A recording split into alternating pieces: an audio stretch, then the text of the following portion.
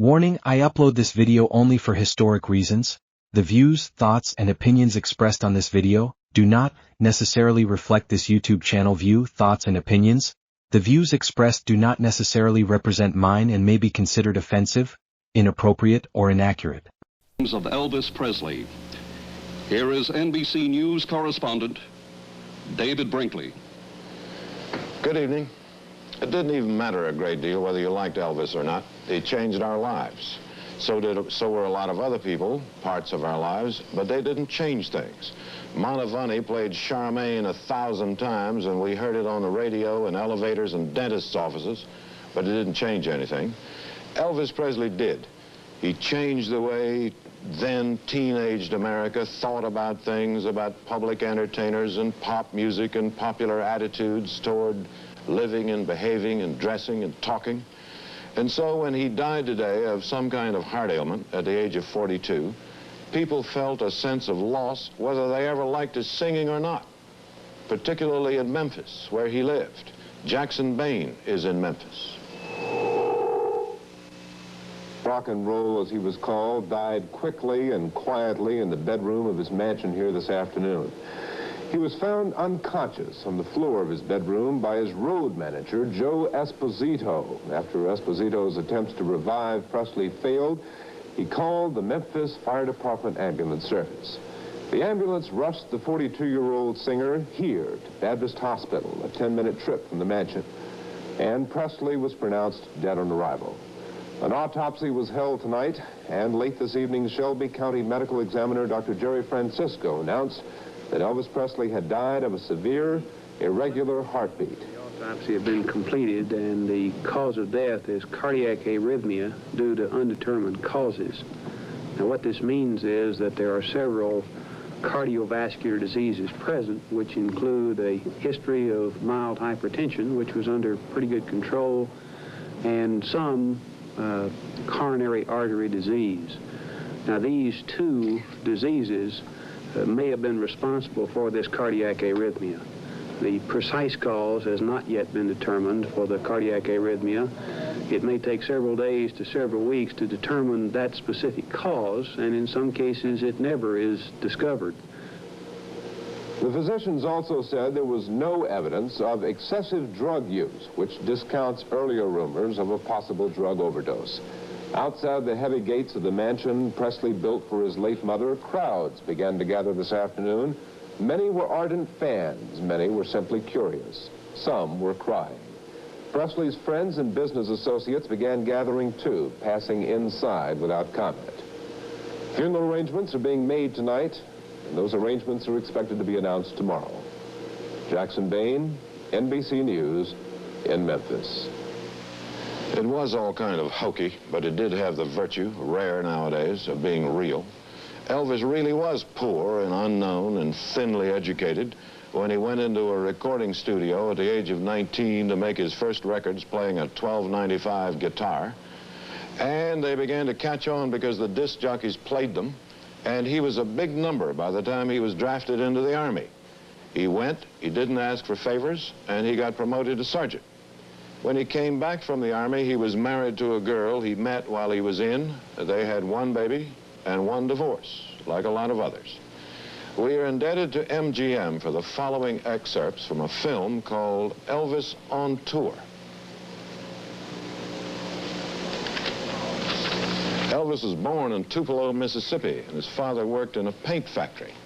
The family moved to Memphis when he was 13. He took up the guitar, cut a record, and became a national sensation when Ed Sullivan put him on his television show in 1956. For his second appearance of 3 appearances on our show tonight, Elvis Presley. You ready? Let's go and go. I got a gal that I love so.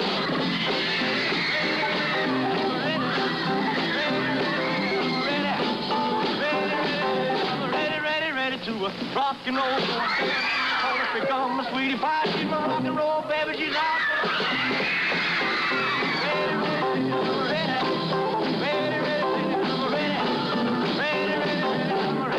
Ready to rock and roll. Not a dungaree dodge. I headed to the gym to the sock hop ball. heart's going wild. The misery, listen, my day.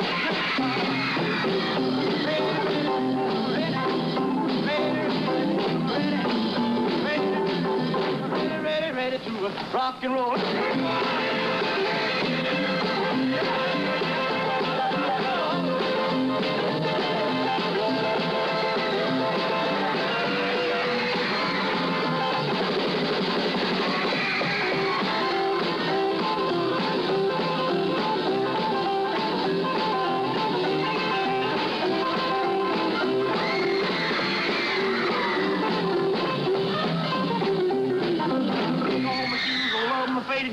Rock and roll, baby, pour on the steam. Jump to the left, jump to the right, gonna rock and roll till the end.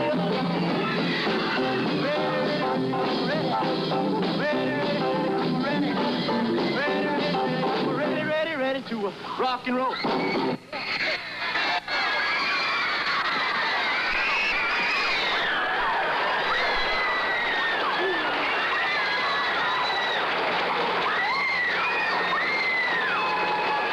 Thank you very much.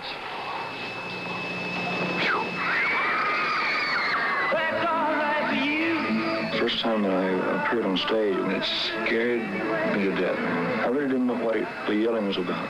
I didn't realize that my body was moving. It's a natural thing to me, you know. So the manager backstage, I said, what'd I do? He said, well, whatever it is, go back and do it again. Well, she done told me, Papa done told me too. Son, that guy you fooling with, she ain't no good for you, but that's all right. That's all right. That's all right.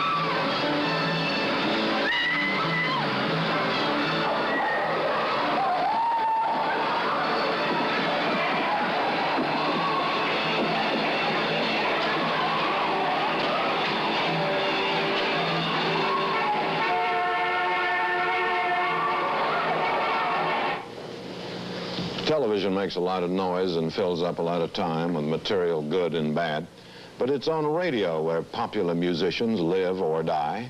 If their records get played on the radio, they can become famous and rich and buy 7 Cadillacs and 12 gold watches and mansions on the Pacific Ocean with a lot of girls around. Radio does that for them, not television. And so it was big news and bad news for people in radio when they heard about Elvis today. Here's Brian Ross. On the air tonight in New York City and throughout the country, the music of Elvis Presley. Many radio stations dropped their regular record shows. Disc jockeys played only the many, many hits of Elvis and recalled some of his great performances. He wore a tuxedo, and he was singing to a dog on a little bit of a table. And a lot of people thought it was kind of unique. The song became probably one of the biggest things that Elvis ever recorded. It became kind of like a byword for most teenagers of the time. Summertime of 1956 on NBC, Elvis Presley, one of his biggest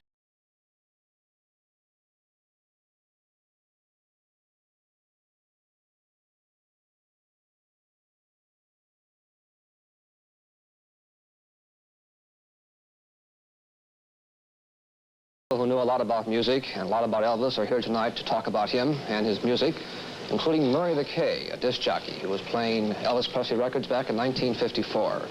Steve Dunleavy, who was a writer for the New York Post, and has written a very revealing book about Elvis Presley. And Dave Marsh, a music writer for the Rolling Stone magazine. Dave, is it an over-exaggeration to say that Elvis was the king of rock and roll? Not at all. You could call him the emperor of rock and roll, and you wouldn't at all be underestimating the facts. Why is that? Well, he blazed the path that everyone else followed. He really did. He was the first white kid, at least, to take, not only to take to take a kind of black music and popularize it with white kids, and it was very successful with black people also to integrate it into that country music and certain kinds of popular, straight popular music, and make a new kind of music out of it. And that's what we call rock and roll. And that's where it all comes from. Murray, when you first played a Presley record in New York City, what was the reaction? Why did you play it?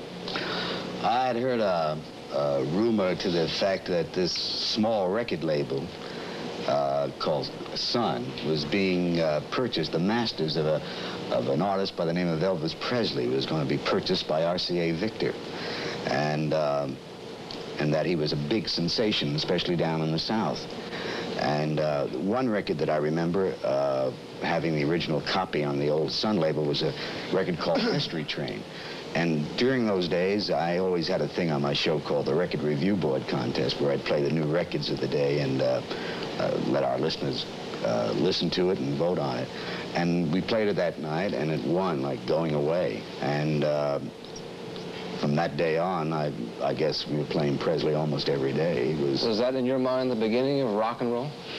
Well, I think that, I think that there were three things that you have to say was responsible for rock and roll. One was Elvis Presley. The second was Bill Haley. And the third was the original communicator of rock and roll, and that was Alan Freed. But Presley, to your mind, was a king? He was the king. I mean, there are superstars and there are superstars. Elton John is a superstar. But when you talk about people who start eras, Benny Goodman was the king of swing. Frank Sinatra was the king of vocalists. Elvis Presley was the king of rock and roll. And the Beatles then, they started eras. These are people who change lifestyles, change attitudes, and certainly change music trends.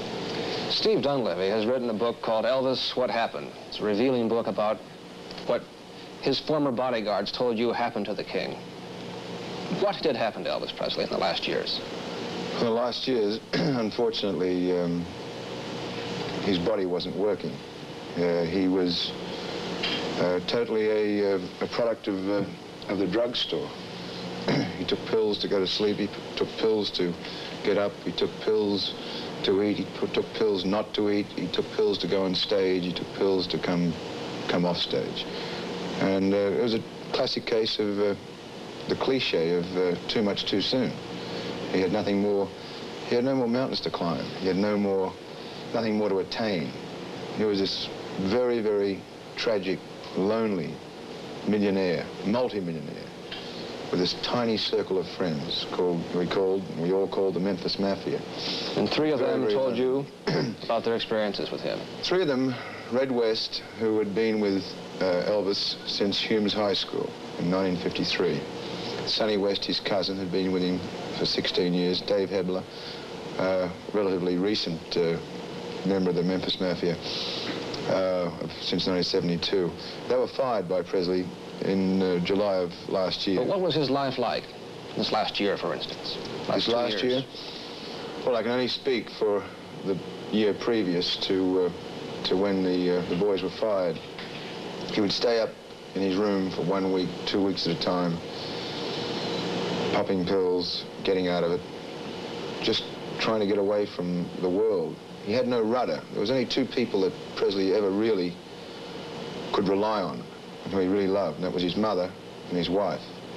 And of course, Colonel Tom Parker, his guru, Svengali, whatever you wish to call him, was a very, very dramatic and strong influence. I mean, after all, this was a man that started him off, or who indeed not started him off, but at least saw the massive potential in this sensational, charismatic talent. But his mother and Priscilla Presley were the two real things he loved in his life. And when they went, it appeared that he had no real rudder. After his mother died and he was divorced? After his mother died, he went into a depression and some kind of decline. Soon after his mother died, he married Priscilla, who, I would say to the day he died and to the day she dies, I'll say they always loved each other very, very much. It's a classic love story. Dave, aside from the personal tragedy that he may have suffered and the tough times he had, he left his mark on American music? He left his mark not only on American music, but in my mind, he also left on American culture. My hair wouldn't be as long. Everything sounds different because of him. Lots of things look different because of him. He really, you know, one of the things I always think is, in the 60s, it took 10 people, 4 Beatles, 5 Rolling Stones, Bob Dylan, to represent to youth what that one individual represented in the 50s. And really, throughout, he was the model. He was a model for Bob Dylan. He was a big part of the model for the Beatles, and I'm sure he had his influence on the Rolling Stones. We simply wouldn't hear what we heard. We simply wouldn't look like what we look like. And maybe what I wonder most of all tonight is what kind of pressures that kind of public adulation and impact must have on him. What did that do to him, being the king? Well, let's say look at any one of us here right now. If we were 20, 21, and suddenly we had millions thrust upon us, adulation thrust upon us, a dirt poor kid from the South, a bad word, a nasty word, but one that's often used, white trash. What would we do if we had had all that thrust upon us? I don't think anyone is that strong. No one has the psyche to withstand it, unless they have a center line. And at first, there was undoubtedly his mother was his center line, and then it was Priscilla was his center line. And after that went, there really wasn't much to hold Presley on an even course. Murray, Presley told you he wouldn't live to see 40? And there were two, that came about in the conversation we had. I had mentioned, he had mentioned something to me about Splish Splash and Bobby Darin and my relationship to Bobby.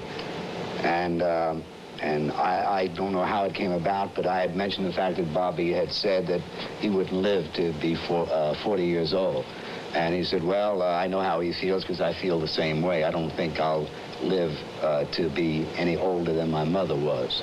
I think that Elvis was a victim of his environment that he chose to keep.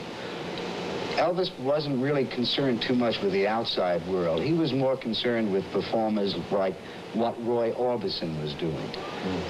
Elvis really didn't really have dark hair. He really was a dirty blonde. And because Orbison started to become very popular, he dyed his hair. Orbison bought a house on the top of a small mountain, and Presley went out and bought a mountain. What would you say now, the fans, just quickly, Dave, all those people who admired him, bought his records? What would I say to them? What are their feelings tonight? I know what my feeling is as a Presley fan, which is, it isn't real. I mean, he's always been there, and I really expected that he was going to be a part of American culture that I was going to be able to share with my children, and that I really wanted to. Thank you very much. Tragic. David? Eric, thank you. And dear guests? Not many rock stars appear in the movies. For some, it's too much work and trouble, and they don't need the money and don't want to get up early, and making film is hard, disciplined work and not appealing to everybody. But Elvis made lots of them, back in the days when they made movies like that, as they don't anymore, and most of them were highly successful. Here are a few excerpts from some you may remember. Well, I don't even know whether I'm worth listening to or not, but well, I'm certainly grateful for the chance.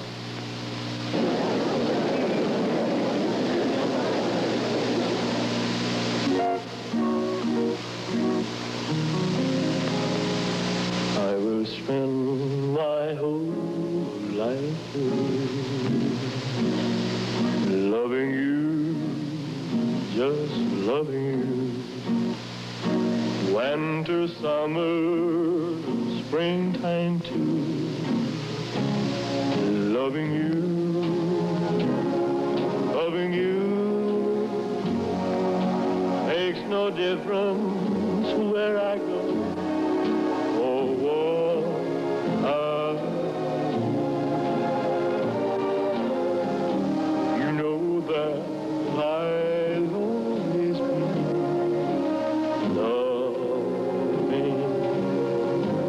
just you.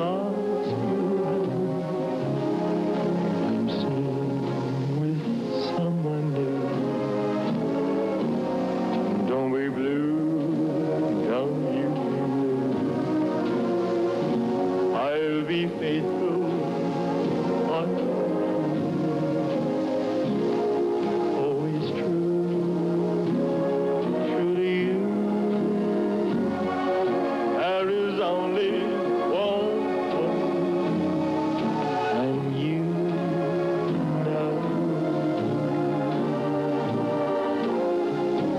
you know that I'd always be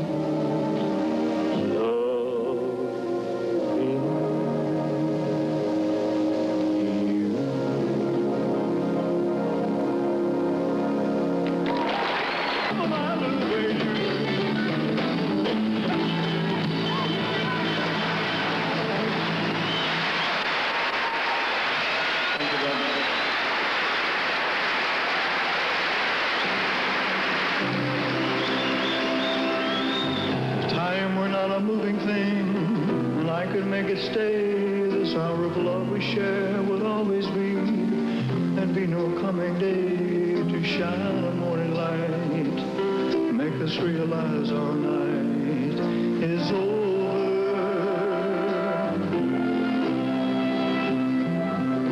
Time we're not a moving thing, I could make it stay. This hour of love we share will always be.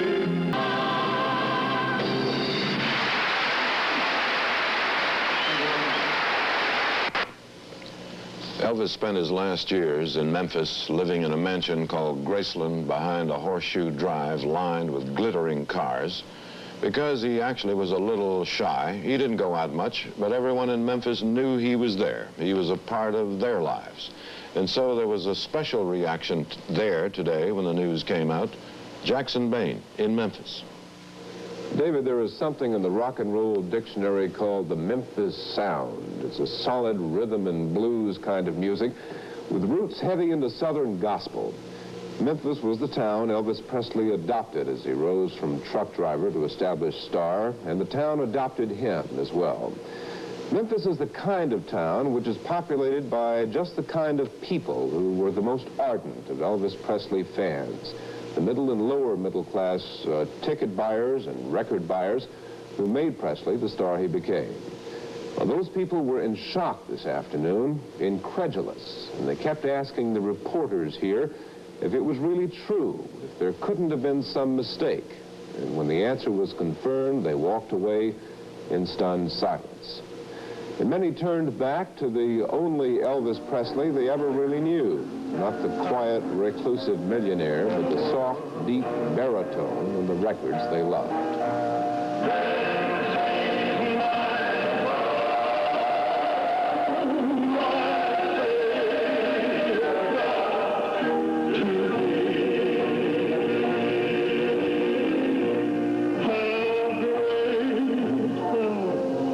Kind of mysticism in their love affair with the sound of Elvis Presley and with the man they thought they knew, the man in the movies and the man in the records. It may have been because they identified with Presley's humble beginnings. It may have been simply because he was the entertainer they thought they would one day be.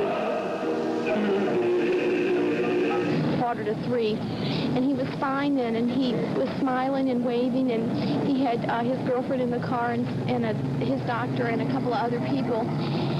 And they drove up and they waved and everything, and he looked fine. That was about 2:30 or 2:45, and then, then this morning, then we were here again early this morning, and we saw the ambulance come, and the ambulance flew right in, and immediately we knew something was wrong, and they came right back down, and in the ambulance was Elvis Presley's doctor, and they were working on him, and they wouldn't say who it was, but we figured it was him, but they said it was his grandmother. How would you describe what you feel right now? It's just, I don't know, I just can't hardly believe it. I can't believe it. I just can't. I've been a fan of Elvis since I've been 16 years old, and my dream came. And in New York tonight, there's a record store over on 49th Street, over there among the pimps and muggers and street freaks, open late. And tonight there was a line of people there trying to buy Elvis's records. What did I think? Oh, he was good. Like I used to like to look at him because he used to shake. I like to shake my Well, he did. He felt all right. You know, but he was all right. He did a great show. He was This is the last album he put out before he died. What was the name of the last record? Way Down. Way Down. Way Down is his last record. That's his last album. Pressed on blue vinyl. Yeah. Presley came along in the 50s when the pop music world was ready, impatient in fact, for something to come along.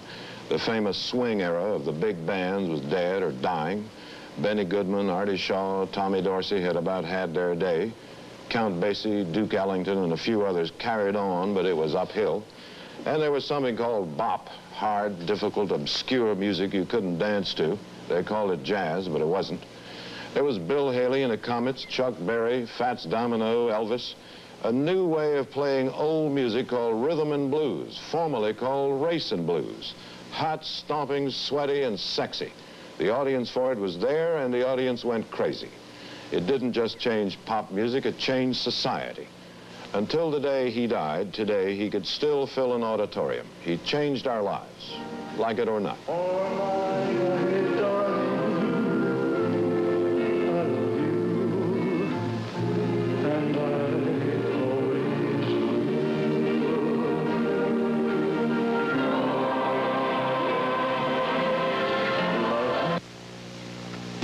This is the NBC television network.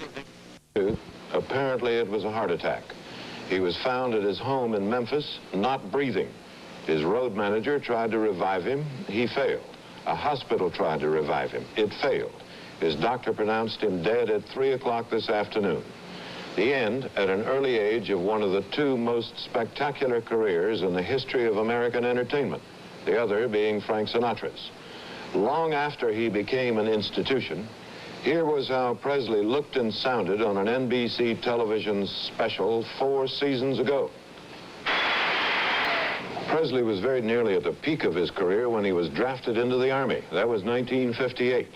Here he's arriving for a tour of duty in Germany, an enlisted man driving a Jeep.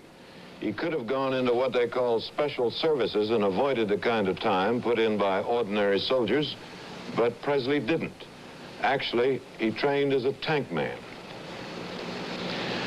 He sold records in the multiples of millions, made millions, bought a string of Cadillacs, one after another, gave away a string of Cadillacs to people he liked, and along the way he was married in 1967 to Priscilla Ann Bullier.